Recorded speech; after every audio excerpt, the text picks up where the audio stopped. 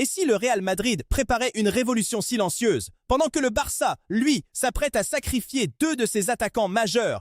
8 départs d'un côté, Rashford et Lewandowski poussés vers la sortie de l'autre. Ce n'est plus un mercato, c'est une refonte totale du football espagnol. Le football européen entre dans une nouvelle phase. Une phase où les géants historiques ne se contentent plus d'ajuster leur effectif, ils le redéfinissent complètement. D'un côté, le Real Madrid, club référence en matière de gestion sportive, prépare un ménage massif avec jusqu'à 8 départs envisagés. De l'autre, le FC Barcelone, sous pression économique et sportive, semble prêt à tourner une page importante en attaque, avec deux noms forts, Marcus Rashford et Robert Lewandowski. Pourquoi ces décisions? Pourquoi maintenant? Et surtout, quelles conséquences tactiques pour ces deux géants? Ce que nous allons analyser ici dépasse largement les rumeurs de mercato. On parle de stratégie globale, d'identité de jeu et d'un repositionnement total au sommet du football européen. Commençons par le Real Madrid. Le club madrilène est dans une phase très particulière. Sur le plan des résultats, il reste compétitif. Mais en interne, une transition est en cours. La nouvelle génération est déjà là. Bellingham, Vinicius, Rodrigo, Camavinga, Tchouaméni. Mais le problème, c'est l'équilibre global de l'effectif.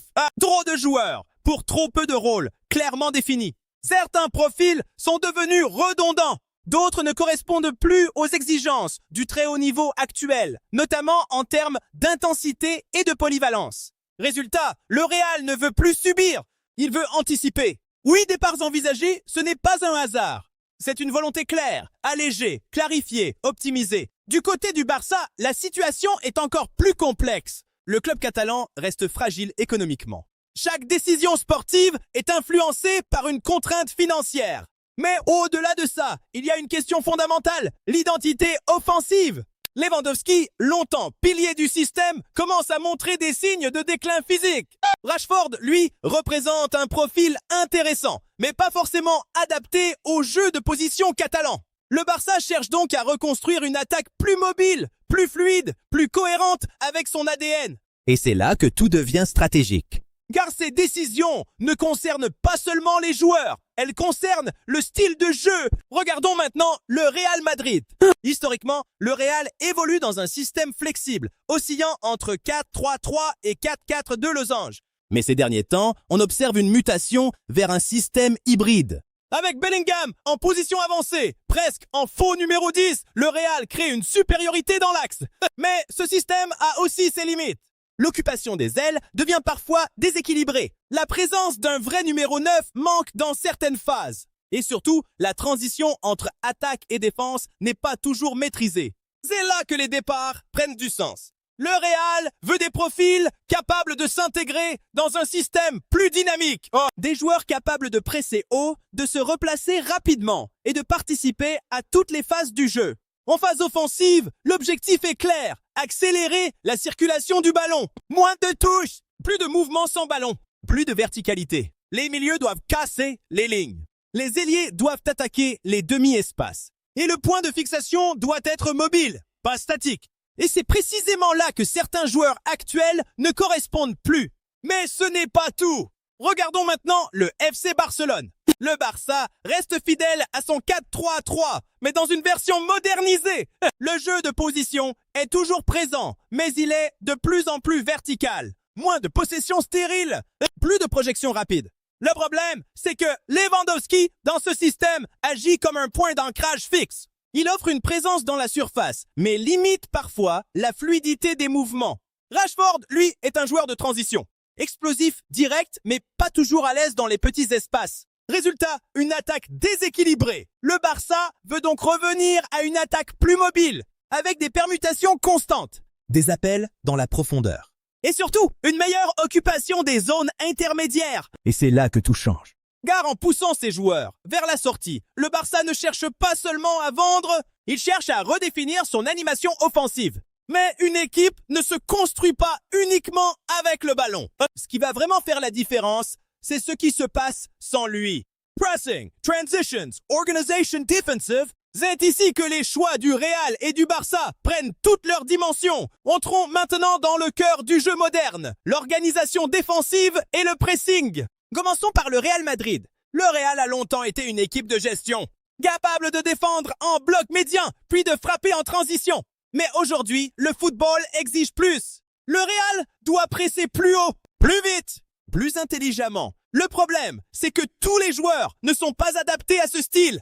Certains manquent d'intensité, d'autres manquent de discipline tactique.